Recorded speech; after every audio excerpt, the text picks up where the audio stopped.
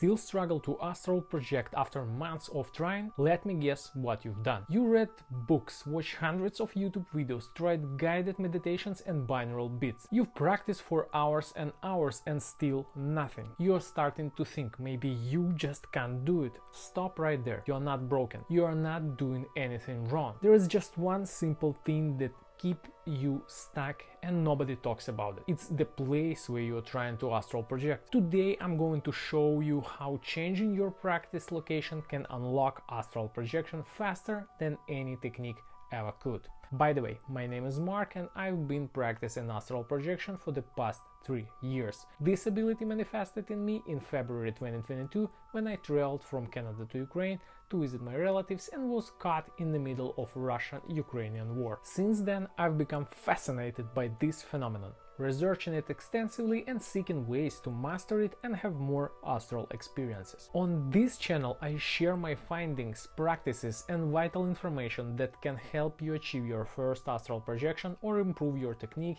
if you are a more experienced practitioner. Don't forget to check out my other videos, I'm sure you won't regret it. If you enjoy them and feel called to dive deeper, I invite you to become part of my inner circle on Patreon. There I'm building a close community of like-minded explorers where we can go deeper into this mysterious realm, share our experiences, learn from each other and support each other's journeys. As a member, you'll get special access to deeper insights, private discussions, live Q&As and other exclusive perks.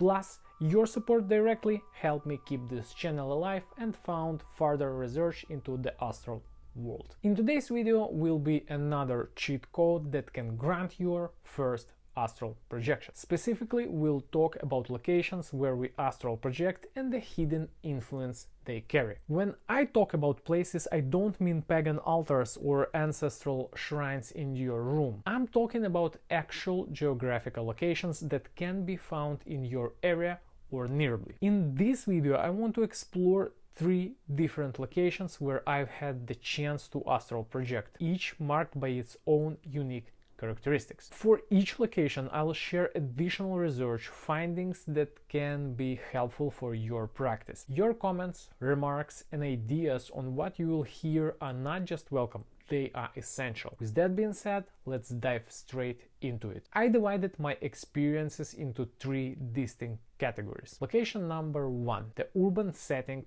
city apartment. Location number 2, outdoors/natural environment. And location number 3, rural village, ancient secrets and geological anomalies. The first location is where I assume most of us practice and attempt our first astral projection. Unfortunately, urban settings are among the most difficult and unfriendly environments for this practice. In my experience, you are literally bombarded by interference from every direction. It begins with the sharp, jarring noises of the street that instantly snap your energy body back into the physical the moment you enter the relaxation phase and begin expanding outwards. Then there is your phone, the voices of neighbors' thoughts echoing in your head during the first moments of separation from the physical body, unsettling spirits that peer through your window once they sense your separation, and even energetic imprints left by other people. These obstacles are very real and often serve as a blockages that significantly affect the quality of your projection. When I first began practicing, projecting in my apartment was extraordinarily complicated. At that time, I didn't know any better and accepted this difficulty as normal, thinking it was simply the nature of the practice, that it required enormous dedication, courage, concentration and energy. For each unsuccessful attempt, I blamed myself as if it was my fault, as if I wasn't doing enough. A lack of concentration due to the noises and fear of seeing something in the dark setting of an Eastern European apartment at night were my main barriers. And while I eventually learned to deal with the first obstacle and maintain my energy body stability despite external sounds, the fear of the unknown was more complicated. Like probably the vast majority of beginners with the Christian religious backgrounds, by the practicing astral projection I fell into the fear that I would somehow fall in the devil's hands. Due to my lack of personal knowledge and experience, I relied on information about astral entities found in forums, books, and videos, and they were all pretty dark. Some people claim that when they entered the astral realm, they were immediately attacked by demons and after returning to consciousness fell ill and nearly died. Others describe the astral as a purgatory filled with the ugly, hostile, hungry spirits wandering back and forth in an empty void, searching for God knows what. My imagination, fed by these stories, painted pretty terrifying pictures. I was afraid of coming across dark entities that would follow me and settle in my apartment and cause mental and psychological disruption to me or my family. The worst part was that each time I began to separate from my body with very little knowledge about the astral world, I would instantly have this thought pop up. What if someone attacks me right away? And as if by command, I would be sucked back into my body. At the beginning, due to this extreme fear, my projection wouldn't last more than 30 seconds. I was afraid of every move, sound and silhouette that I would mention while my brief appearance in my energy body. And as soon as I would see something, my fear would trigger my instant return into my physical body. But then I found an article from an experiencer who, unlike everyone else, was describing positive beings that instead of attacking him or trying to cause damage, actually helped him by providing guidance and protection while he was in the astral realm. Essentially, he was describing what we now call extraterrestrial intelligence. The author described everything mysteriously, but it was obvious that their interaction was positive and beneficial to his astral projection practice. I was intrigued. I thought that if this was true and there was a chance this was possible, it would be better to meet someone positive and make friends with them so they would help overcome fear and serve as the guides in the astral realm. This thought gave me strength and seed an idea that even if I would see someone, it doesn't mean I should identify them as a threat right away and hide back in my physical body. I fantasized about this for maybe a week and reached the point where I became so self-assured that I was fully ready for such an adventure and wouldn't back down in front of the positive entities. In my thoughts, I went even further, convincing myself that if I had such a chance, I would try to gain useful knowledge from them on how to make my astral projection more stable, better and prolonged. But oh god, how wrong I was. About a week later, I don't know how, but I guess I was heard and granted such an opportunity. Long story short, I went to bed and began my astral projection routine. I failed, lost control over my conscious perception and fell asleep. Around 5 a.m., when the sun was already rising and my room was illuminated by it, I woke up on my right side from the feeling that I was being watched. The first thing I saw through my loose sleeping mask was a bright, glowing pair of legs in front of my face. Someone was standing beside my bed, right in front of my face. At first, I thought maybe I was hallucinating and experiencing sleep paralysis. I tried to move, and all my limbs and head responded to my commands. I slowly looked up and saw a young man dressed in a white, slim jumpsuit, glowing with the white light, standing at the side of my bed, looking down and smiling to me. I stared at him for a few seconds, absolutely discouraged and caught off guard. He didn't look threatening or dangerous at all. On the contrary, he looked like a Swedish male model.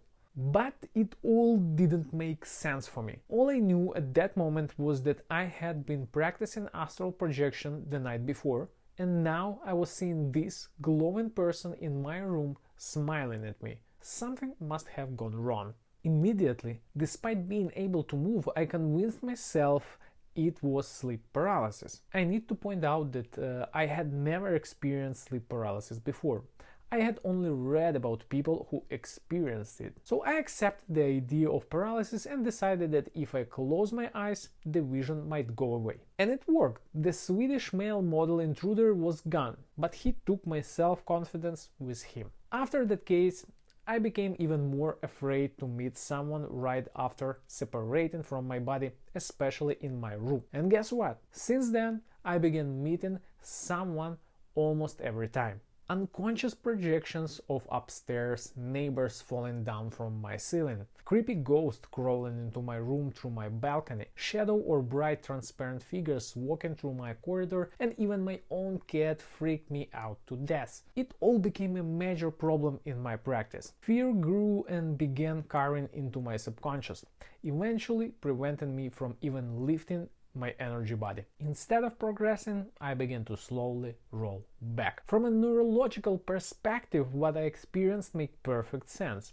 Urban environments create what researchers call cognitive overload, a state where our brains are constantly processing multiple streams of information. Dr. Mark Berman's research at the University of Chicago has shown that urban environments significantly impact our attention and mental processing capabilities compared to natural settings. When we consider consciousness as an electromagnetic field, as suggested by theories like integrated information theory and the electromagnetic field theory of consciousness, it becomes clear why dense urban environments interfere with subtle states like astral projection. The constant electromagnetic pollution from devices, the psychological stress from noise pollution, and the energetic density of thousands of minds in the close proximity all create interference patterns that disrupt the delicate neural oscillation required for out-of-body experience. So my first suggestion: if you live and practice astral projection in a dense urban area, especially in an apartment building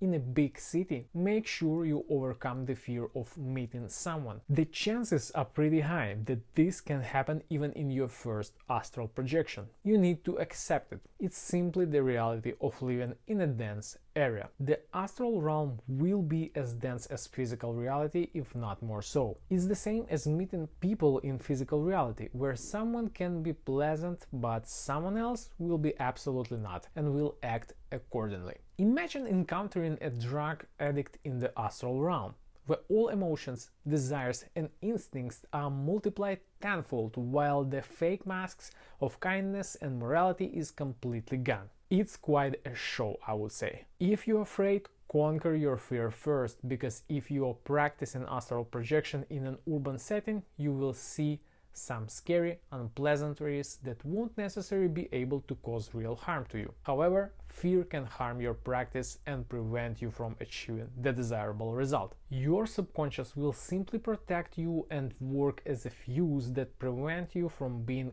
conscious during astral projection and experiencing tremendous mental stress. Location number 2. In one of my previous videos, I shared the curiosity of a particular case when I was doing astral projection combined with another ritual outside of the big city. However, this time I want to share details that happened outside of that case and reflect on them. My friend and I often go fishing at a specific location outside of Kyiv for a few days, sometimes up to a week. We live in tents on this peninsula on the Dnipro River, and every time I have a chance I test my practice there to compare it with what I experience while practicing at home in my apartment. To be honest, the difference is remarkable, from how easy it is to separate from your body there to who you can encounter. But first, let's talk about separation. When I stayed there for longer periods, my physical and mental condition doesn't just improve, it shifts into a completely different mode. Obviously, I become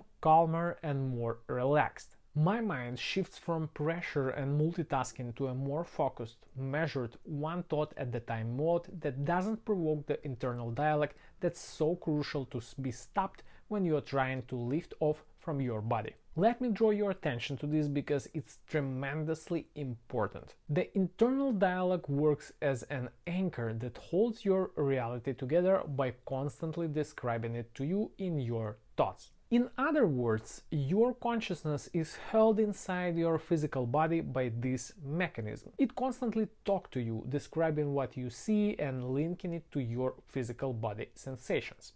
For example, you walking barefoot on a beach on a sunny day and your internal dialogue, or what you call your thoughts, begin talking to you. Oh, this sand is so warm and soft. I really enjoy it. Oh, let me get closer to that water and try it too. Suddenly you see a sharp piece of glass sticking out of the sand and your dialogue proceeds. Oh my god, I need to be more careful, I can cut my feet.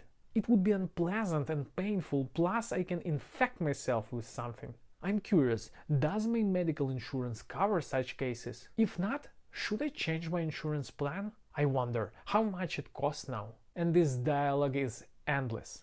It goes on and on throughout your entire life. Your consciousness, while in a physical body, is like a car tire in constant need of meeting the road with its rubber to continue rolling and moving forward in the physical world. Once your consciousness stops describing the world through observational thoughts and transmitting them into your physical body in the form of feelings and senses like pain, pleasure, and anxiety and so forth, it loses that grip on the physical body. Dissociation happens where you no longer associate yourself with your physical body, and your consciousness, which is real you, sees itself as a complete entity and separates from its physical carrier, aka your body. This phenomenon aligns with what neuroscientists call the default mode network, short for DMN. DMN, a network of brain regions active when we are not focused on the external tasks. Research by Dr. Judson Brewer at Yale has shown that meditation and natural environments significantly reduce DMN activity,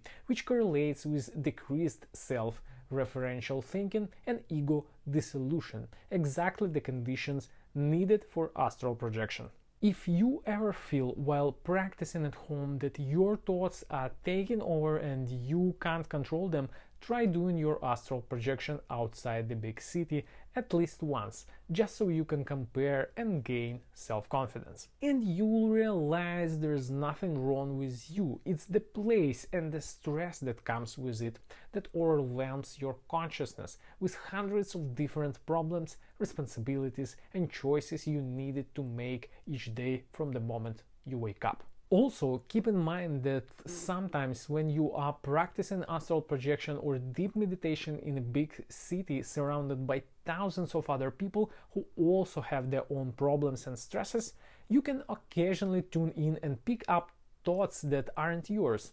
Thoughts belonging to those in close proximity to you, those who live behind the wall in the apartment next to you. And now you need to handle 2 more stresses, 2 more emotions, making it twice as complicated to achieve separation. Remember, great spiritual masters, monks and enlightened teachers left big cities and sought solitude high in the mountains, in the deep caves or far in forests where no one would bother them, for the good reason. Now let's talk about what entities you can encounter while doing astral projection in outdoor setting. I won't go through the whole list because I don't want to make this video too long. Besides, in one of my previous videos I already discussed 2 other types I met while doing astral projection outside, so if you're curious, check that out. I'll leave a link in the description. However, today I'd like to describe one that I haven't previously discussed. I find it particularly intriguing since not many people report seeing something similar, so I think it will enrich your experience. If any of you find this description familiar or would like to meet something similar during your practice, please let me know in the comments. I'd appreciate your opinion or your story. Usually, when my friend and I arrive at our spot, I place my tent under the enormous, huge and old willow tree. Remember this detail. One evening, when we decided to go to sleep early, basically right after sunset, so we could wake up at 4 a.m. and begin fishing during the peak of fish activity, I went to my tent and began my astral projection routine. After 10 or 20 minutes, I felt the familiar sensation of separation. Suddenly, behind my closed eyelids, instead of a landscape gradually emerging from the darkness into my gaze, I saw a bright spark of light from which emerged glowing purple, green and yellow faces of an ant and snake, one after another. These images were growing larger, then shrinking, then growing larger again, almost if they were vibrating. The whole scene lasted about 15 to 30 seconds and was followed by another explosion of white light right into my face. After this, I found myself inside a moving spiral toroid. For those who are unfamiliar with how the toroid looks like, it's basically shaped like a donut. I was inside this moving toroid object, and again it began growing and shrinking as if it were a living, breathing creature. Suddenly the toroid began fading away, and in front of me I saw a humanoid figure that gave the impression of an old, not very tall man, maybe 4 to 5 feet, with an amber yellow glowing eyes. His skin was thick, dark brown, and covered with the longitudinal stripes that were deepened into the surface of his body, face and limbs. His skin reminded me of the tree bark. He looked as if he were some humanoid form of a tree. He smiled and extended his hand to me as if inviting me to follow him. At that moment I felt my energy body getting loose and letting go of its grip on the physical body. I sensed that I could step out of my physical self into whatever he was inviting me to enter. I looked around and didn't see my tent or the familiar landscape of our fishing spot. All I saw was a bright yellow light surrounding me and the creature in front of me. The creature was calling me to follow him. Despite the fact that my mood was lifted and meeting this creature generally made me feel happy and wanting to smile, the idea of stepping outside of my body into unfamiliar place accompanied by the unknown creature wasn't entirely comfortable. I thought there was a risk of being lost and not returning to my body again. Once I thought about my body, I instantly had a flash glimpse of memory, how it feels to have it and be in it. On some mental level, it felt as if I went through a library of all the feelings I've experienced throughout my life and found the one I was looking for. And in the next moment, I slowly began feeling my consciousness sticking back to my body with each second. I felt the familiar heaviness, weight and sense of my own size. While I began to sink back into my body, the tree bark skinned man slowly faded into dark fog while continuing to smile and look at me. Now, I need your opinion. What or who could this have been?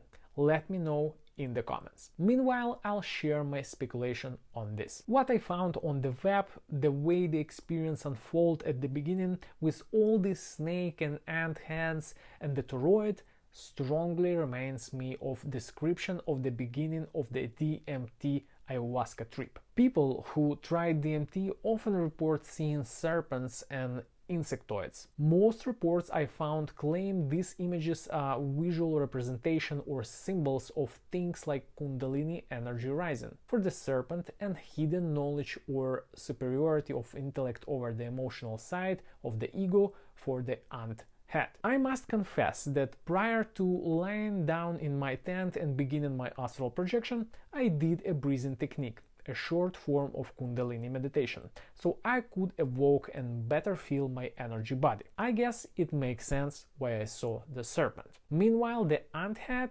still remains a mystery. But what about the tree bark entity? I have a very interesting hypothesis. I found two closely related explanations. First, in the books of Carlos Castaneda, his teacher, the old Toltec shaman Don Juan, claims that trees are conscious and their form of consciousness is very close to the human type. I need to add that this consciousness Don Juan describes as a form of light energy that trained shaman can see with their physical eyes, perceived as a transparent egg of light consisted of fibers of light that surrounds the human body, which separates from the physical body at the moment of death or when the person goes to sleep. Basically, he describing what religion calls spirit or soul, or what is sometimes perceived as a human aura. Don Juan claims that some ancient Toltec shamans living in the territory of Mexico long before Spanish conquistadors arrived were able to link their consciousness,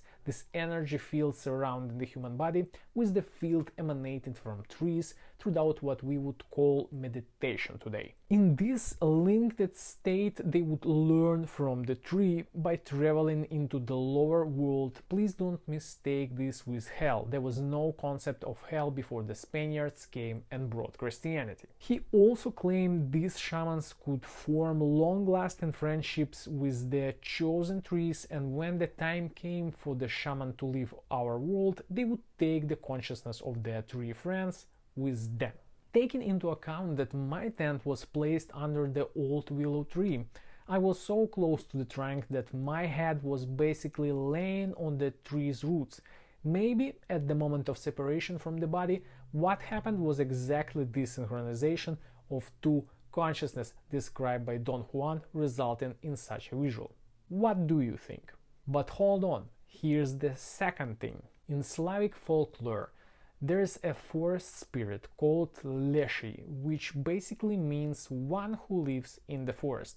He's often described as an old short man made of wood or looking like a tree. Usually this spirit is friendly and protects the forest, helping people who get lost or feeding those who rely on the forest, hunters and gatherers. But according to legends, if he is offended by your actions or doesn't like you for some reason, he can cause really big trouble by keeping you lost in the forest, hiding the road from you, or even cause death. So here's the question. Could this entity be a visual representation of tree consciousness or energy? Maybe the ancient Slavic people who feared and revered him saw or experienced something similar to what I saw. They just didn't know how to explain it and, just in case, decided to treat him with care, thinking he represented the whole forest. Maybe some ancient Slav who was more sensitive than other people in his community once got tired during a hunt in the forest,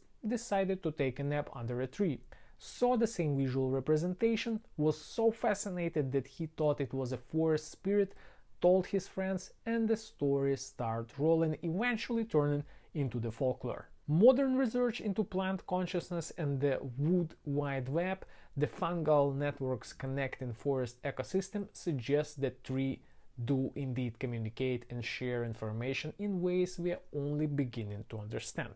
Dr. Susan Simyard's groundbreaking research has shown that trees form complex social networks, sharing resources and information throughout mycorrhizal connections. Perhaps what ancient shamans and I experienced was a glimpse into this vast interconnected consciousness that we are only now beginning to understand scientifically. I'm curious to hear what you think. Please let me know in the comments.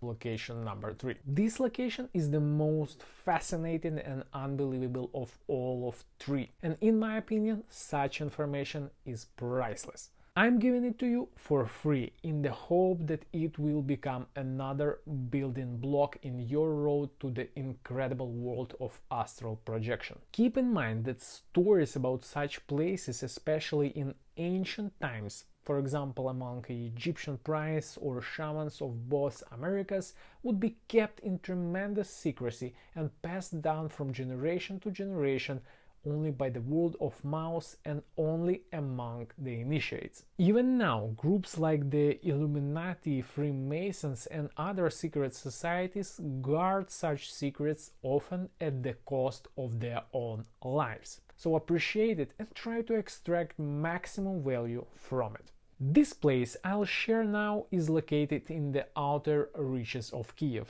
and both the place itself and the person who brought me there are linked to mystical stories. Let's first begin with the place itself. The location sits on the hills of the right bank of the Dnipro River, south of the Ukrainian capital. If we open the map and take a closer look at Kyiv and the territory going south, we'll notice that almost all of it is covered with hills. In the 8th century, when Vikings from Sweden were looking for the new trade routes to trade with the Byzantine Empire, aka Constantinople, modern Istanbul, they began traveling throughout the Baltic Sea, entering eastern rivers like the Neva, Volkhov, Volga and Dnipro. As they traveled, they established fortified settlements to support trade and logistics. These later became major cities. One of these was Kyiv, strategically located on the mentioned hills of the right bank of the Dnipro River. Since then, those hills have become objects of various legends, myths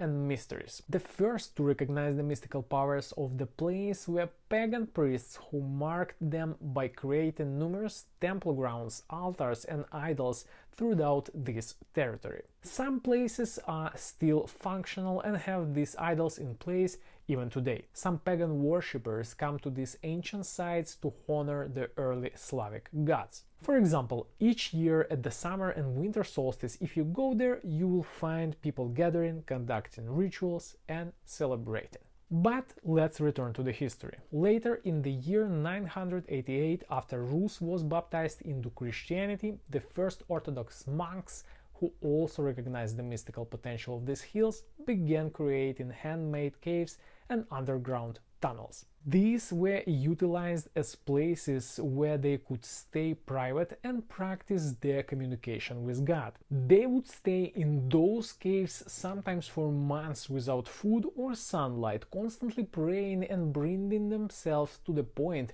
where they would start seeing holy visions, supernatural experiences and numerous others blessings of God. Some of these tunnels survived to our day and became a crucial part of the Kyiv-Pechersk Lavra, or in other words, the Kyiv Monastery of Caves, which can be visited along with these caves and catacombs. This place is popular among pilgrims, mystics, and esoteric explorers. The caves are said to be energetically powerful. Some claim to feel an altered state inside. Some of these caves are less civilized and suit more for extreme tourism or speleology. Also, if we dig into younger folklore, by younger I mean 14th to 17th century, we find legends where all the Ukrainian witches and witchers once a month would fly to Kyiv at night to attend a coven or a black mass hosted by the devil himself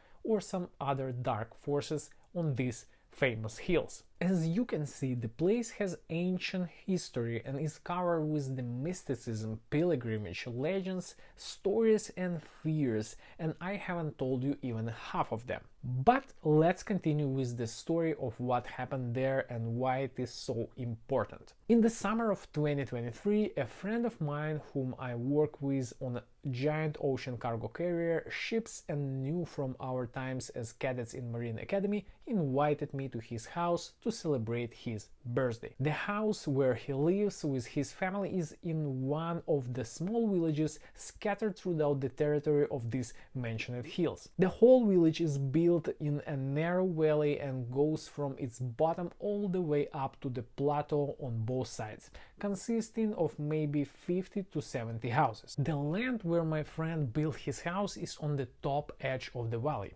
so much so that one of his entrances leads to the flat plateau and the second entrance is from the hill of this valley, a few levels lower than the plateau. The place by itself looks very nice. I'm sorry I can't show pictures of the house because I promised my friend not to disclose his location and I think we should respect his right to privacy. Instead, I'll show photos of a village also built in the same area. However, beside the fact that the place looks pleasant, I also noticed that when you are out there, it also feels very unusual. Each time I would visit him, I would experience an uplifting change in my emotional and physical condition. Even if on the way to his house I felt tired or was stressed after another sleepless night of missiles and drones being launched on Kyiv, these mood swings came to my notice pretty quickly. But I always justified these changes by being happy to see my friend or being outside of a loud and noisy city. But this time, at the celebration of my friend's birthday, I made a discovery that wasn't able to understand for a while. What happened was that since he lived outside the city while all his guests were from various neighborhoods of Kyiv, Around 6 p.m. everyone began casually planning how they would get back home. Even though we weren't that far from Kyiv, the road itself required a few hours due to the traffic built up by military block posts and long document checks at the entrance into the city. Meanwhile, my friend, sensing the early end of his birthday party and not being satisfied with such a situation, began trying to convince some people to stay overnight and continue the celebration. And one of those who agreed to his offer was the guy who was supposed to drive me back home. Since I didn't have much chance to reach my home before curfew on my own, I agreed to stay as well and leave in the morning. My friend's house has guest rooms, so it wasn't a problem for him to accommodate and host us for the night. So we proceeded with the celebration. At this point, I need to mention that I don't drink alcohol at all, and when I went to bed that night, I was completely sober. That night, while I was laying in bed, I decided not to waste an opportunity to practice my astral projection and energy body separation and begin my routine. Now imagine my shock when, as soon as I closed my eyes and only began the relaxation phase, I was immediately thrown out from my physical body by some force. In a few seconds, I saw myself lying on the bed. I wasn't expecting such rapid separation and freaked out. Instantly, I was sucked back in. I opened my eyes. I was back in my physical body, trying to calm myself down and figuring out what just happened. Never before had I experienced such fast separation. In a few minutes, I decided to try again. And again I was popped into the air as if it were the most natural thing in the world. I flew up to the ceiling and looked down on my body. I didn't understand what was going on. I looked around thinking it might be someone else doing it to me. Always, throughout all my years of practice, separation from the body was the most difficult thing to handle. I had gotten so used to this difficulty that I couldn't believe what just happened and thought maybe some new entity in a new place spotted me and was trying to establish contact. I searched around the room, but I didn't see anyone. No silhouette, no figure hiding in the dark, not even a shadow or a light orb. The room was empty, just me flying around and my physical body on the bed. So I decided to try again. I still couldn't believe what just happened. I flew closer to my body and got sucked back again. To make it clear for myself and eliminate chances of being in the flow that day, before the next attempt, I waited 20 to 30 minutes scrolling through my phone so my physical body and consciousness would completely wake up so I could try again from the scratch. I closed my eyes and began relaxing, but the whole thing happened again. In a blink of an eye, I was hanging in the air over my body. It was insane. The rest of the night I spent separating and entering my body multiple times, so my physical body and mind would memorize all the possible details of how it feels to have such rapid separation, so I could save this feeling in my memory and recall it later when practicing at home. The next day, when I tried to do the astral projection at my apartment, improvement was obvious. Indeed, my separation was much faster and more precise. But it was incomparable to that ease and speed I experienced the night before. It wasn't even close. The next day, my first exit from my body in my apartment took more time and required more concentration. The second attempt was even worse. The third one I wasn't able to complete and fell asleep. While just night before at my friend's house I had done 5 projections in a row without facing any major difficulty. I began to puzzle over it. My routine was the same, as were my mental and physical conditions. Even my diet was the same, and yet there was such a massive difference. At that point I began to suspect that my sudden success was dictated by the place rather than my skill. Further down the road of my research, I found multiple confirmations of such places being documented throughout the human history. For example, one similar case was described by the Soviet researcher Alexander Barchenko. Alexander Barchenko was born in 1881, a professor, biologist, esotericist, and researcher of psychic phenomena. He collaborated with the OGPU NKVD, which later became the Soviet KGB, and was involved in secret projects focused on studying anomalous phenomena, telepathy, and hidden knowledge. He participated in the search for ancient wisdom, shamanic practices, and traces of the lost civilization in the north of Russia. In 1922, he and his team went on an expedition to the Kola Peninsula and faced similar phenomena while looking for remains of an ancient civilization. In the area around Lake Seydozero, they came across certain places marked by petroglyphs, rock carvings, and megalithic structures. At these places, according to the local reports, vast groups of people would fall victim to what was labeled an unexplainable temporary illnesses that locals called mirachinie. Those touched by mirachinie were said to enter a state beyond their own control. A sudden, chilling transformation would overtake them, marked by involuntary howls and screams, the telling of bizarre, fragmented tales, and convulsive, thrashing movements. The afflicted would become eerie reflections of their surroundings, repeating words and mimicking actions of others with unsettling precision. In this bewildering state, they were described as highly suggestible, their wills bending to the slightest command or gesture from those around them. After the ordeal, the memory of their strange behavior would often vanish, leave only a haunting void.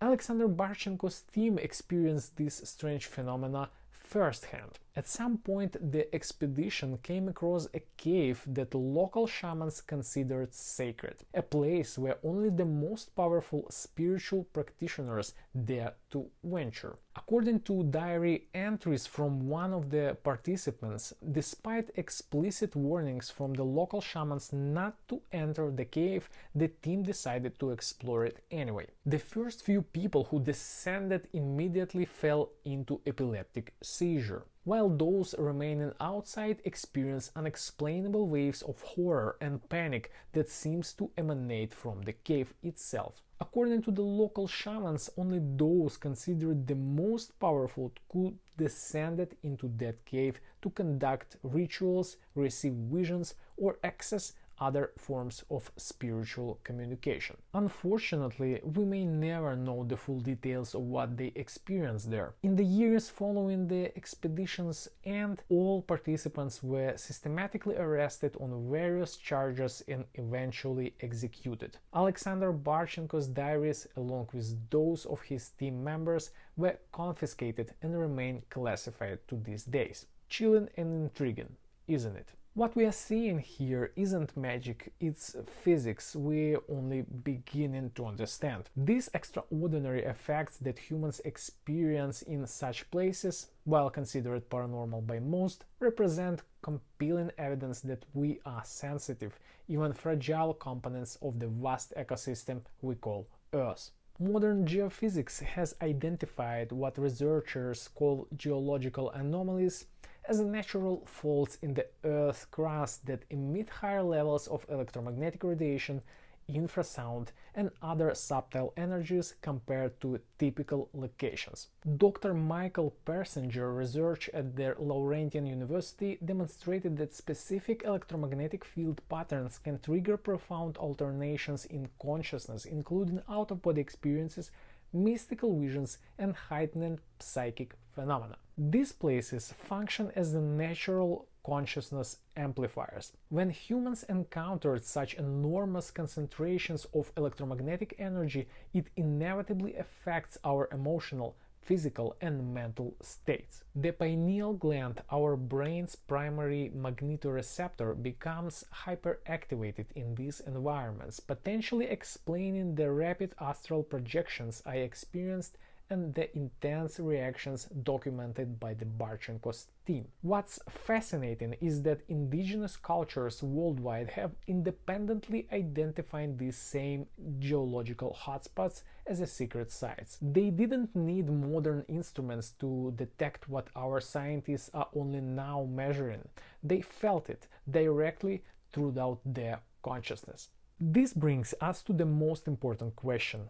Will we learn to harness these places and their powers in the coming years? Could this knowledge help us evolve into human 2.0, a species fully aware of our true nature, abilities, and mission in this vast universe? I believe we are standing at the threshold of the consciousness revolution. As we map these anomaly zones and understand their mechanisms, we are not just advancing astral projection techniques, we are uncovering the hidden geography of human potential itself. The ancient shamans, Egyptian priests, and secret societies weren't guarding supernatural secrets. They were protecting advanced technologies of consciousness that we are only now beginning to rediscover throughout the scientific inquiry.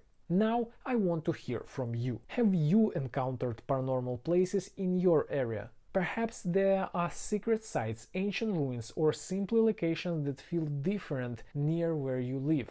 I challenge you to visit these places and test your astral projection practice there. Share your experiences in the comments below.